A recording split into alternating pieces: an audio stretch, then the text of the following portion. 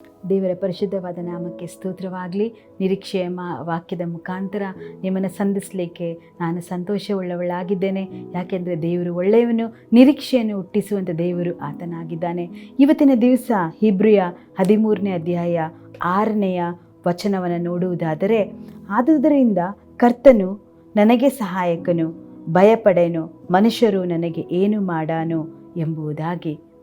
ಯಾವ ವ್ಯಕ್ತಿಗೆ ಯೆಹೋವನು ಆಶ್ರಯವಾಗಿದ್ದಾನೆ, ಯಾವ ವ್ಯಕ್ತಿಗೆ ದೇವರೇ ಸಹಾಯಕನಾಗಿದ್ದಾನೆ, ದೇವರು ಆತನ ಪಕ್ಷದಲ್ಲಿ ಆತನಿಗೋಸ್ಕರ ಇರುವಂಥ ದೇವರು, ಆತನಿಗೋಸ್ಕರ ಯುದ್ಧ ಮಾಡುವಂಥ ದೇವರು ಆತನಾಗಿದ್ದಾನೆ. ಯಾಕೆಂದರೆ ಕರ್ತನೇ ನಮಗೆ ಸಹಾಯಕನು ಆಗಿದ್ದಾನೆ. ಪ್ರಿಯರೇ, ಎಲ್ಲ ಸಮಯದಲ್ಲೂ ಒಂದು ವೇಳೆ ನಮ್ಮ ಒಂದು ಸಹಾಯ ಎಲ್ಲಿಂದ ಬರ್ತದೆ ಎಂಬುದಾಗಿ ನಾವು ಆಲೋಚನೆ ಮಾಡಬಹುದು, ಅಥವಾ ಭಯಪಡದೆ ನಾವು ಕರ್ತನನ್ನೇ ನಿರೀಕ್ಷಿಸಿಕೊಂಡಿರಬಹುದು.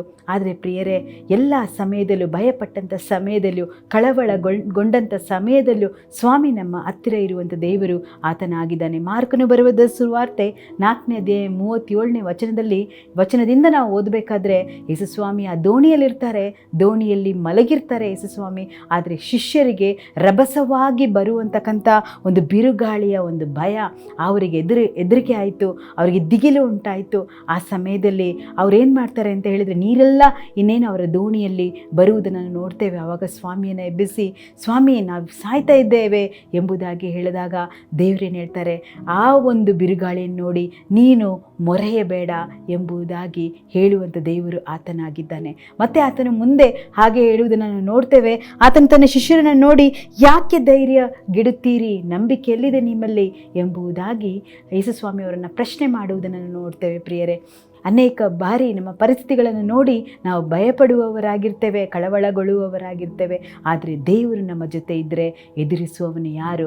ಯೆಹೋವನು ನಮ್ಮ ಪಕ್ಷದಲ್ಲಿ ಇರುವುದಾದರೆ ನಮ್ಮನ್ನು ಯಾರು ಎದುರಿಸುವವನು? ನಮ್ಮನ್ನು ಬಲಪಡಿಸುವ ದೇವರು ನಮ್ಮ ಜೊತೆ ಇರುವುದಾದರೆ ನಾವು ಅಂಜುವುದೇ ಏಕೆ ಪ್ರಿಯರೇ?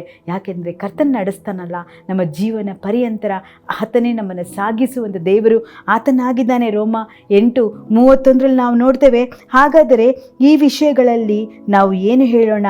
ದೇವರು ನಮ್ಮ ಕಡೆ ಇದ್ದರೆ ನಮ್ಮನ್ನು ಎದುರಿಸುವವರು ಯಾರು ಎಂಬುದಾಗಿ. ಅದೇ ಕೀರ್ತನೆ 46:1ನೇ ವಾಕ್ಯದಲ್ಲಿ ಹೀಗೆ ಹೇಳ್ತಿದೆ, ದೇವರು ನಮಗೆ ಆಶ್ರಯ ದುರ್ಗವಾಗಿದ್ದಾನೆ, ಆತನು ಇಕ್ಕಟ್ಟಿನಲ್ಲಿ ನಮಗೆ ವಿಶೇಷ ಸಹಾಯಕನು.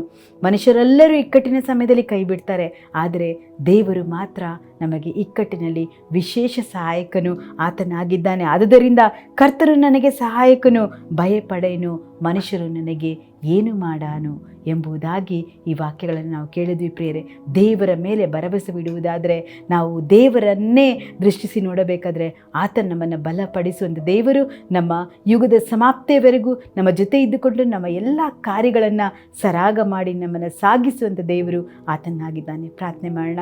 ದೇವರೇ, ನಿನಗೆ ಸ್ತೋತ್ರ ಸ್ವಾಮಿ. ಕರ್ತನೆ, ಎಲ್ಲ ಕಳವಳದ ಸಮಯದಲ್ಲಿಯೂ, ಭಯಭೀತಿಯ ಸಮಯದಲ್ಲಿಯೂ, ಕೈ ಬಿಡಲ್ಪಟ್ಟಂಥ ಸ್ಥಿತಿಯಲ್ಲಿಯೂ ಕರ್ತನೆ, ಎಲ್ಲ ಸಮಯದಲ್ಲೂ ನಿನ್ನ ಮಕ್ಕಳು ನಿನ್ನನ್ನು ಎದುರು ನೋಡಬೇಕಾದ್ರೆ ಸ್ವಾಮಿ, ಯೆಹೋವನೇ ನೀನು ಅವರ ಪಕ್ಷ ಇರುವುದಕ್ಕಾಗಿ ಸ್ತೋತ್ರ.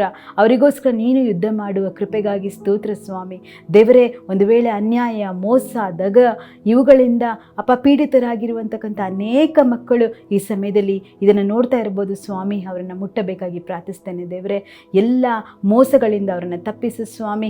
ದೇವರೇ, ಸೈತಾನನು ಯಾವ್ದ್ಯಾವುದು ಅವರಿಂದ ಕಿತ್ಕೊಳ್ಬೇಕು ಎಂಬುದಾಗಿ ಆತನು ತೀರ್ಮಾನ ಮಾಡಿದ್ನು. ದೇವರೇ, ಅವರಿಗೆ 2 ಆಶೀರ್ವಾದವನ್ನು ಕರ್ತನೆ ನೀನು ಅನುಗ್ರಹಿಸಿಕೊಡು ಸ್ವಾಮಿ. ಯಾಕೆಂದರೆ ಕಳ್ಳನ್ನು ಕದ್ದುಕೊಳ್ಳುವುದಕ್ಕೆ, ಹಾಳು ಮಾಡಲಿಕ್ಕೆ, ನಾಶ ಮಾಡಲಿಕ್ಕೆ ಬರ್ತಾನೆ.